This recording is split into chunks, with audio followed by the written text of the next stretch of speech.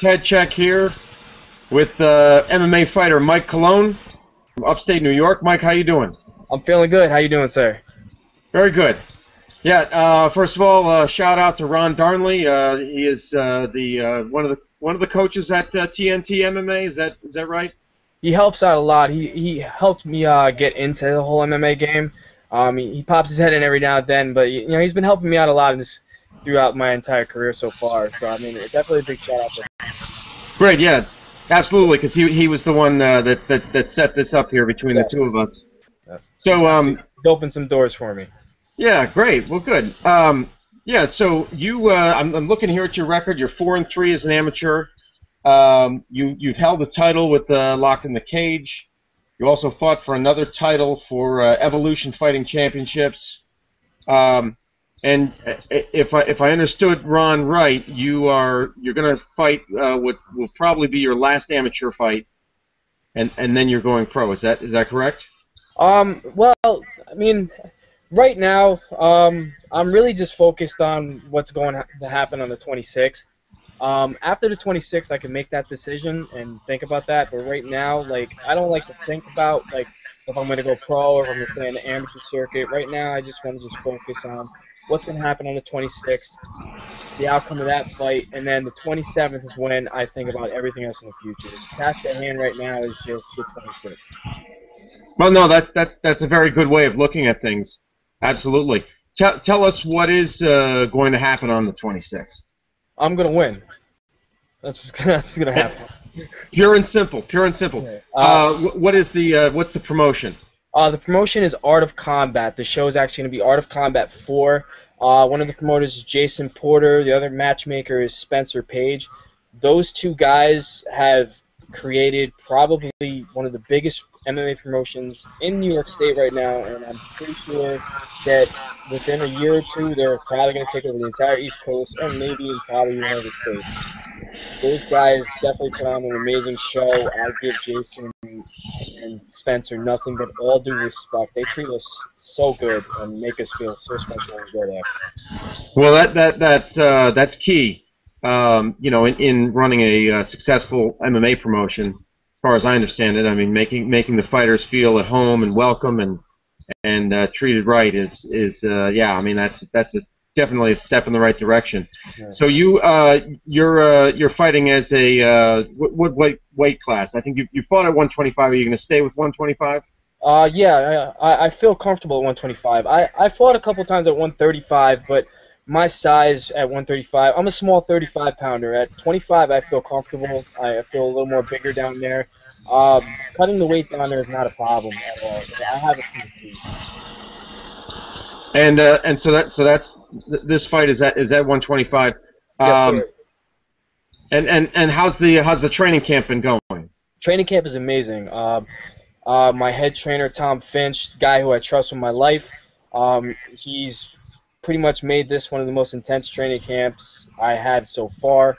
I'm surrounding myself around great wrestlers, as in Darren Lima. You interviewed him before as one of my training partners and actually longtime friend. I got Alfred Allo, who made his pro debut a couple months ago, and I got other surprises in there too. So I mean, the training camp's going really well.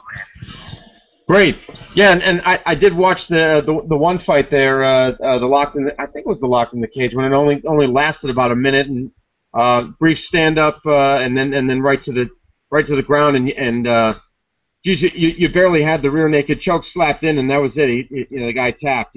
I think he knew he was done for. So that was great, and I think in a post fight interview you said you feel more comfortable on the ground. Have you been working, kind of focusing more on your stand-up to kind of even things out a bit?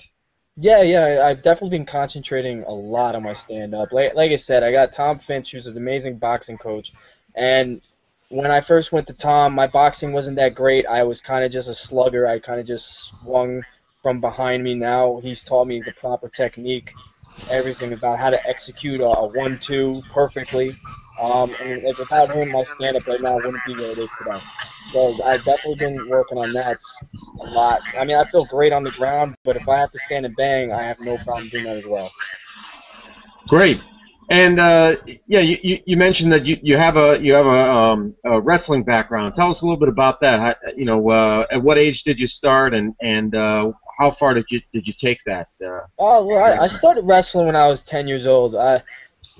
Just like everybody else, you kind of get picked on a little bit in school, and your parents just kind of throw you into a program, trying to toughen you up. And I got into the youth programs when I was little, and I was coached by a guy, Tony Yatta, who to this day I still see as one of the greatest coaches ever I had in my life. Without him, I wouldn't be the great wrestler that I was. I wrestled through Kingston High School for all 4 years. I had 100-plus career wins. I wrestled with Darren. He was one of my teammates as well. I did a lot of programs outside of school. I wrestled in Empire State Games. I actually gold medaled in the Empire State Games in 2003 in that. And I just, I've kept wrestling as one of my top priorities during college. And once I got out of college, it got me into the whole MMA game. Great. Yeah. Have you noticed that there's a difference between high school and collegiate wrestling and then wrestling in the cage? You often hear people talk about that. What would you say is the main difference? How do you adapt wrestling, high school / collegiate wrestling? How do you adapt that to the cage? Well, what do you change? Well, for instance, in collegiate and high school wrestling, your worst place to be is on your back. You don't want to be on your back because you're going to get pinned. Where if you get taken down in MMA, you don't want to be on your stomach because you're going to get choked out. You're giving your opponent your back. So, I mean, when I started getting into jiu-jitsu and the whole MMA game, it was really hard for me to adapt right away because my natural instinct since I was 10 years old was if I got taken down, go to your stomach. So I got choked out a lot, actually, when I first started. But then I started getting used to it. And now it's like the whole MMA is just taking over my life. That when I do go to wrestling classes, I get taken down, I go to my back. It's just how it is now. It's instinct. Yeah, it is. Great. Did you ever consider a career in wrestling beyond college? Did you ever kind of come to a crossroads and say, well, I can continue wrestling or do MMA, or how did you get involved in MMA? Because some guys. The reason I ask that is because we have a guy here in York County, Pennsylvania, who's a very good high school wrestler, and he was interviewed and he said he had Olympic dreams, and now wrestling might not be an Olympic sport anymore, and so he's considering MMA. And that's an option for a lot of wrestlers. But so I guess for you, did you ever consider going on that path of Olympics, or did you consider MMA for some time, several years ago? When I was younger, I mean, if any wrestler, high school, collegiate, modified, doesn't matter, if they told you that they didn't want to pursue a career in the Olympics, they'd be lying to you. I think that's every wrestler's dream. It was my dream. It's what pushed me to limits and practice and everything like that. I've always wanted to compete on the Olympic level. I actually wanted to. I planned it out. Graduate high school, go to college, try for the Olympics. Yeah. Then I started wrestling more and more, traveling all the time, and then it just I loved it. I loved it so much, but then MMA started taking over, and I started getting very interested in that. And I decided to dip my feet in those waters, test it out, see how I felt with that. And thank God for the wrestling background, because it helped me a lot in the beginning of my career, and especially when I first started too. But yeah, I definitely had dreams of being in the Olympics, but now I have new dreams, and so far I'm on the right path with it. Great, excellent. Yeah. How long have you been training in MMA? I've been training in MMA for about 4 to 5 years now. And on and off, I took some time off every now and then. Injuries, I just needed to step back a little bit. I didn't want to overwhelm myself every now and then. But yeah, about 4 to 5 years. Mm-hmm. And Do you have something else that you do now? Do you have a day job as well, or? Yes, I do have a day job. I work at a scrapyard at Millens Recycling in Kingston, New York. I'm an account rep over there. Yeah. Uh-huh. I have a great staff I work with. My boss, his name is Mike Baroni. Shout out to Mike Baroni. Okay. That amazing. He's very supportive with the whole MMA thing. You know, he understands that I have dreams to pursue this. So like he's always behind me 110%. If I want to take off a day of work to go train, he's always with it. You know, as long as I give him a notice, he's good to go. And yeah, he's definitely been one of my biggest supporters, and I've only worked with him for a couple months. So, Yeah, the reason I ask is I'm always interested in how guys or how fighters balance out things, because most people, I don't know if everybody realizes this, but I mean you can't just be a full-time fighter, especially if you're trying to work your way up. oh yeah. I mean, especially if you're an amateur, for God's sake. Yeah. So I'm always interested in what people do, to earn a living. And so yeah, and how to balance that, how to do everything, how to put it all together, because it is such a time-consuming thing, training. Yeah. And trying to fit that in with the job and family and everything else. So yeah, I mean that's anybody who does that, is just amazing in my book. Yeah, it's tough, it's kind of like living a double life. Like during the day, I work 10-hour days at Millens and then right off to the gym to put in 2 to 3 hours over there. It's tiring, but, I mean, it's a part of the road to success. You got to go through those humps to get to that level. So I'm taking it as it comes. Definitely. And yeah, I mean, tell us. I know you said you're not thinking past this fight, but I mean, and you talked about when you were a kid having Olympic dreams. I mean, do you have UFC dreams as well? Oh yeah, without a doubt. If I told you I didn't, I'd be lying to you. I dream about being to that level. I mean, that's a goal. That's an ultimate goal. That's a big long-term goal for me. I do feel like I will get there. It's going to take time, obviously. But if I didn't have the confidence to know that I'm going to be there, then why am I competing in this sport? Like, it's not a hobby to me anymore, Right. I mean, and do you kind of hold on to that, and is that's what kind of pushes you? Is it pushes you forward? Is kind of just keeping the kind of that image or that just that idea in your head? That kind of what motivates you and. Oh yeah, like it motivates me. I mean, not so much. I mean, the paydays obviously. I mean, that's gonna get everybody motivated. But just watching the UFC and how they put on a show, and just dreaming about being in the spotlight. It's motivation right there, just by itself. Just watching the UFC show in general. Yeah, and just to go back to something you said at the beginning there, when we were talking about Ron Darnley. You say that he kind of helped get you involved in the sport. Tell me a little bit more about that, about how that all happened. Oh, well, I did recently before I met Ron, I did a lot of jiu-jitsu at another gym, and I stopped training, and I continued wrestling and doing like Empire State Games and all that stuff. And I met Ron one day. It was funny. I remember this story too. I met him at the gym. I got done lifting weights, and I saw he had a tap out bag, and I actually started a conversation. Himself, Joey Gambino, which I know you know who he is. Yep. Another guy by the name of Tyrone, and a bunch of other guys. They had I felt like it was kind of like an underground fight club in a way. Huh. But it was in the Ice Arena in Saugerties, New York.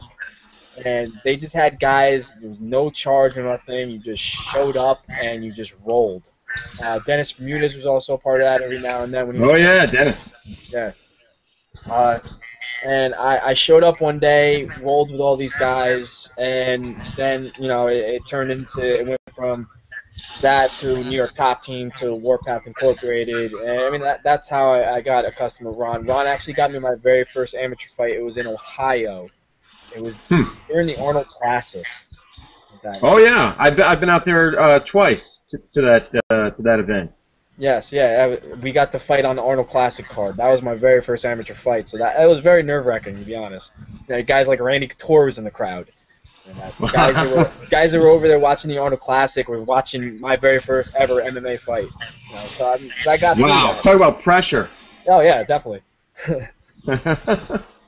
Now I noticed that a lot of your fights, you know, when you look on mixedmartialarts.com, some of them, I'm guessing, were under pro rules.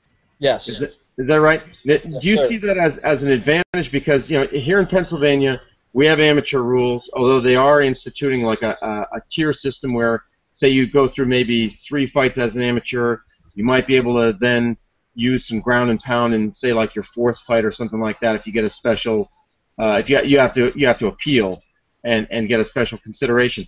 But some people think that that's a good idea to have some pro rules style fights as an amateur to help prepare you for the actual, you know, pro circuit. Yeah.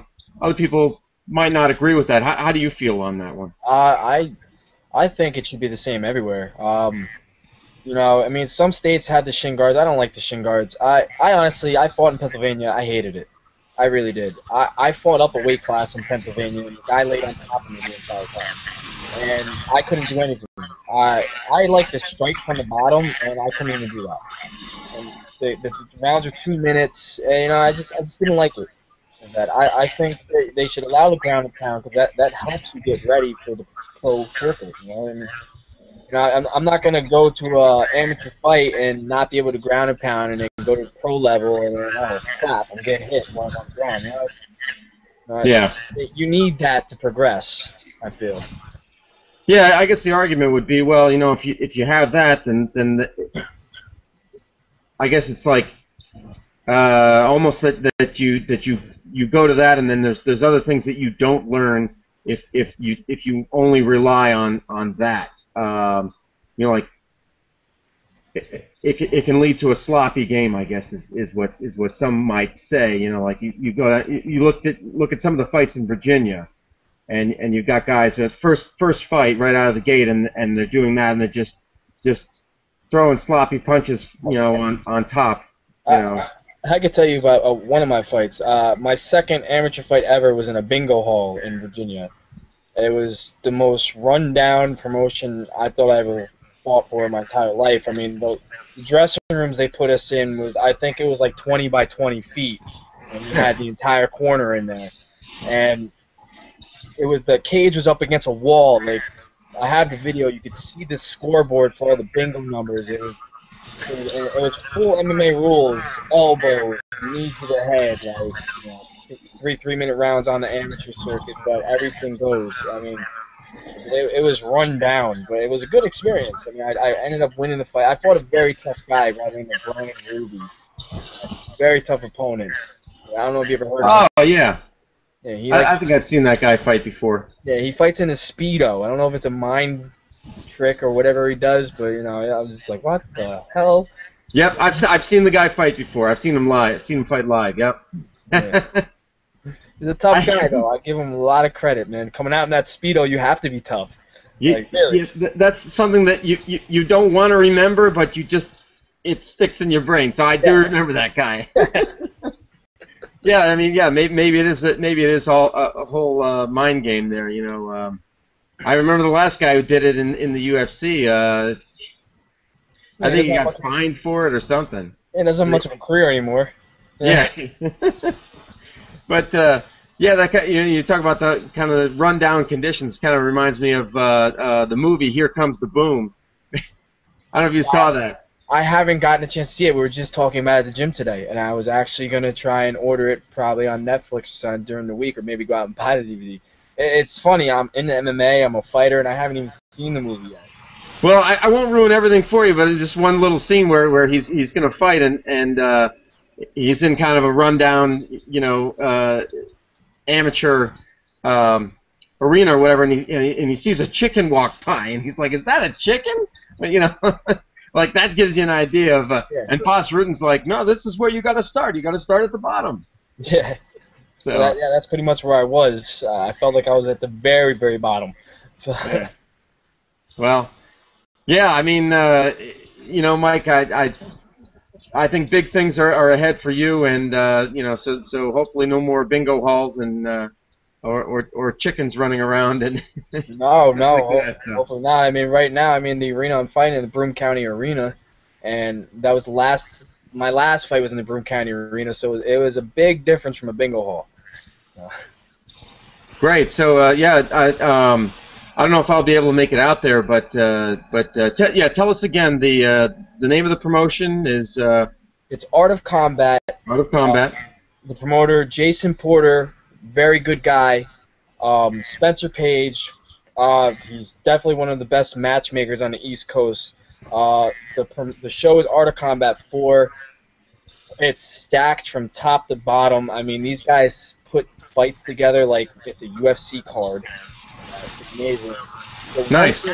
Like I said before, one thing I love about these guys is they treat every single fighter like you're a professional fighter. I mean, like, just yesterday, they sent a film crew to the gym to film me working out and training. Like, I felt like I was in the UFC. They treat everybody good. I mean, Like you're doing a prime time or something. yeah, exactly. That's how I felt. I felt like it was the 24/7 or the UFC prime time. Yeah. Yeah, it's Art of Combat. Definitely, if you don't know about it, you should know about it. You're under a rock, obviously. Like I said, it's an amazing show. It really is. Well, I'll have to look them up and Facebook them and Twitter them and all that kind of stuff, definitely, because I guess I've been under a rock because I'm not familiar with them, but Better get out of that rock. But I'll definitely look those guys up because I'd like to connect with them and everything like that. Yeah, they're good guys, and like I've told them many times. I mean, they're giving me an opportunity to fight for a title, so I mean, I'm very grateful for this moment. I'm just taking it all in as it comes. Okay, so. Well, Mike, thanks so much for your time. I really appreciate it. Oh, thanks for having me. Yeah, it's been great talking with you, and hopefully this will be the first of many conversations we'll have. And anytime you want to hang out, and just hit me up. If I'm not training, I'm probably just hanging out watching TV. All right, great. Yeah, thanks again, Mike.